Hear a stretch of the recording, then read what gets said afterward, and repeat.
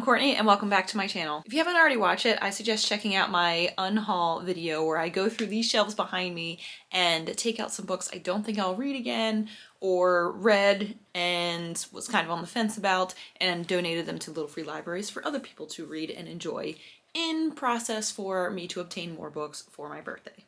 Also, I'm over on all the social media channels, including Facebook, Twitter, Instagram, and YouTube, which you now are seeing, and I'm hoping to do a live reading sprint later this month, so look out for that. So today we're going over my Nonfiction November TBR, so I'm so excited for this. November in the past has usually been a NaNoWriMo or National Novel Writing month for me, and I don't know, I feel like I haven't been struck with inspiration. Or last year I made it to 25,000 words written by the middle of November, and then I got COVID and was just like wiped out for the rest of the month and just didn't pick it back up again. And I just feel I want to spend that time, the month of November, doing other things because it's my birthday, it's Thanksgiving, it's holiday shopping time. I know those are all excuses, but I wanted to put my energy towards other things, and one of those being reading more nonfiction books. So I've been reading more nonfiction lately, like as I've grown up and gotten into the real world of having a job, having my own place, finally paying off my car. I feel like such an adult by doing that and filling out taxes and all this stuff. And I've just felt that I've had a lot more connection to nonfiction works. Like, I still, majority of the time I read fiction, but I've delved into poetry, into nonfiction graphic novels, memoirs, and short stories and essays, and I've just been enamored by them. I like love them and appreciate them. I was always so afraid of nonfiction because in school, like, I was a good student. I like read all the textbooks, did great on tests and quizzes and things like that, but I didn't want to read what I thought was going to be textbooks if it wasn't for school, if you know what I mean, or like wasn't going to be contributing to my like professional life or what I was aiming to do with my professional goals. So I kind of steered clear of nonfiction, and I had so many misconceptions and assumptions about what nonfiction could be, and I'm so glad to be proven wrong, that they are beautiful stories, they're narratives, the way that they're written, not like, well, some can be more textbook based, but the ones that I choose are more story and narrative based, and just amazing, and mostly by like everyday people. There's one person in my list that is like, actually no, two people in my list that are more famous or more in the spotlight than others, and that's okay, but the majority are like everyday people, and I just want to hear their story and relate to them since I am like an average person as well. I've learned about Nonfiction November a few years ago. I know Anne Bogle had done it for Mine Mrs. Darcy and What Should I Read Next, and I didn't know who officially started it. I love that it's alliterative, like that works too, but I recently found on YouTube there was somebody that runs like a Nonfiction November, like Twitter and Instagram and everything, and started following them, and I'm glad that there's a lot of people that are into this, I don't know if you would call it genre, but into these types of books or these topics, and is starting a following there. And I like that she had mentioned there are a lot of booktubers out there that solely do nonfiction books. I think that's fantastic. I want to see what other recommendations they have, not just for November to read nonfiction, but throughout the entire year or moving into 2022. I have a list here, or stack here, and then I have a couple of books that I am reading for other book clubs and things like that, that I will also be reading alongside them, and need to decide how I'm going to do audiobooks. Let's get into them.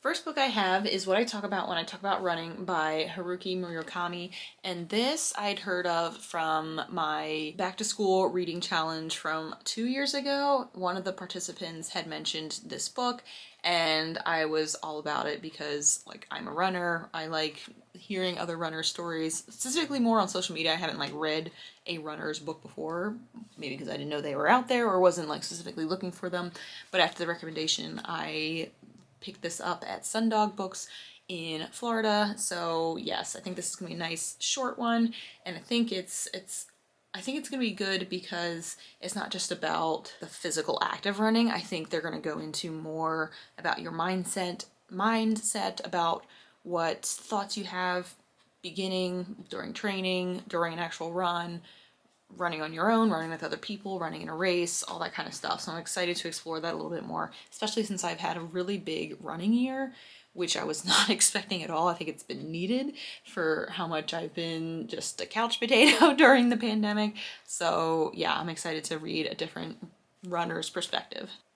Then we have How to Resist Amazon and Why by Danny Kane, and he is also an owner of an independent bookstore. So I think this is super interesting because like they're kind of clashing, right? Like Amazon and independent bookstores, because of like the book industry and what that looks like and what Amazon's able to do versus what independent bookstores are able to do.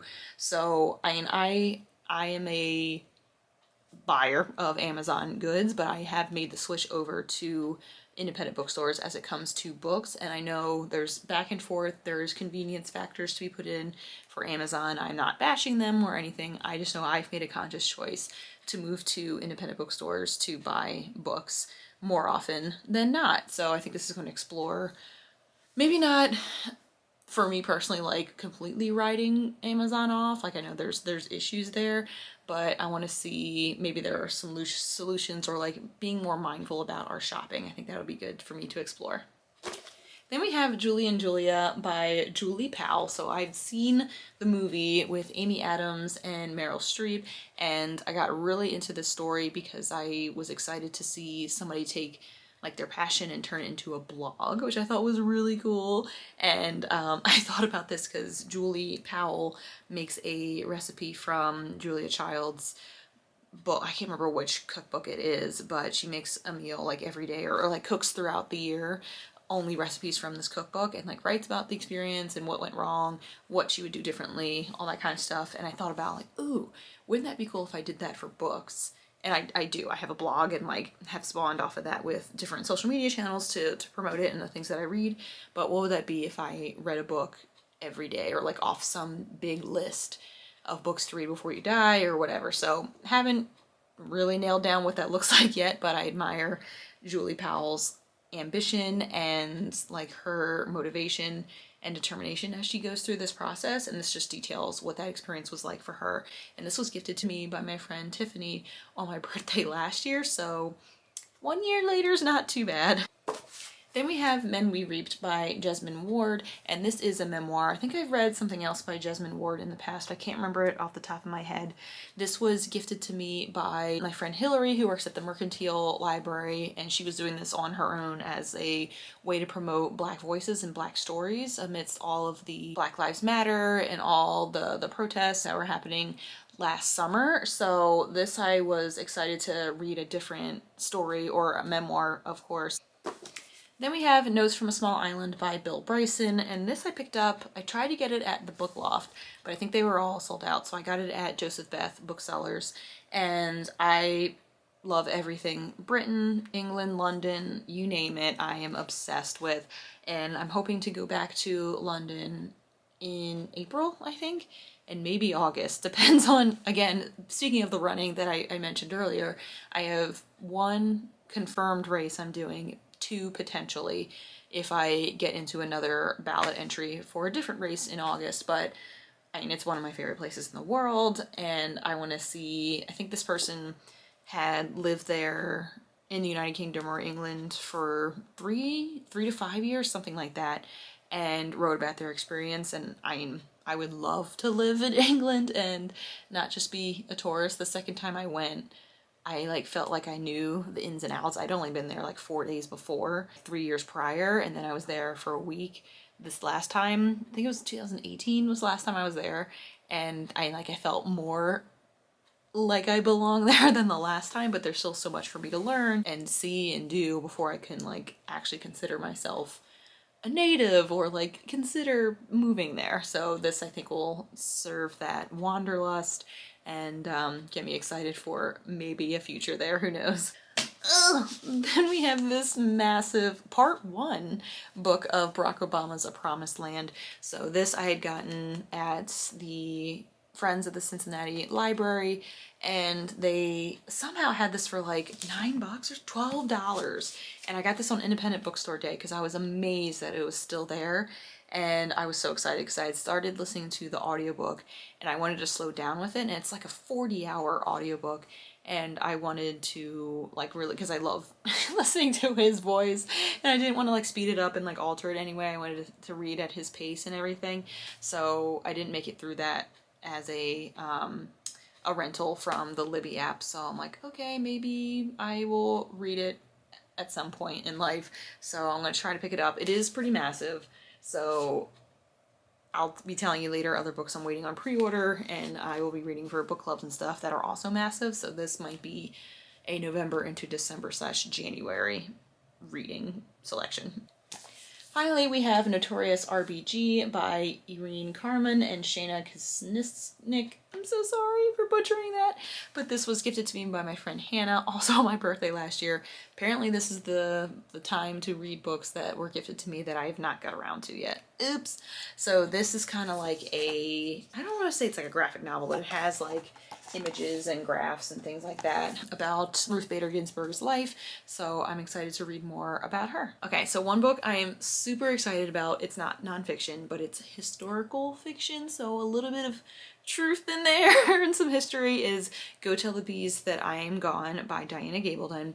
It's book 9 in the Outlander series. I already have it pre-ordered, and hopefully it'll arrive the Tuesday of Thanksgiving week, and that is my plan. All of Thanksgiving break is to read that book. I'm hoping to also do a reading vlog for it, so very excited about that.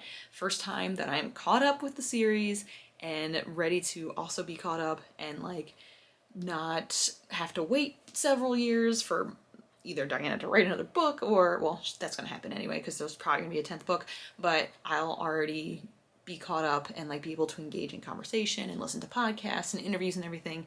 So excited. But this is, I don't even know if they have a page count on here yet. Oh my, 912 pages. Good gosh. Oh man. All right, well, it has to be done. It has to be done. Then I have 2 books coming in from the library that I don't know how I'm gonna fit these in. One is As Good as Dead by Holly Jackson, and this is the 3rd book in the Good Girl's Guide to Murder trilogy. So this, I think, will be the conclusion of the series, not sure, but I think that's a quick enough book I can get through in a day that I think I'll be able to add it to this pile here. We'll have to see. And the last one is In My Dreams I Hold a Knife by Ashley Winstead, and this is for the Late Night Book Club November selection. They haven't announced December yet. I just finished their October selection, If We Were Villains, and they usually do that live show. I think they're gonna do that on October 31st, so if you're watching this now, it already happened probably yesterday or however far away from when you're watching this to when that actually happened. So this one will be the book for November, and they'll probably do it either November 30th or whatever that Sunday is in December. Many, many books to read. What else is new? Some of these might be subject to change, but the majority I want to read are in the nonfiction category.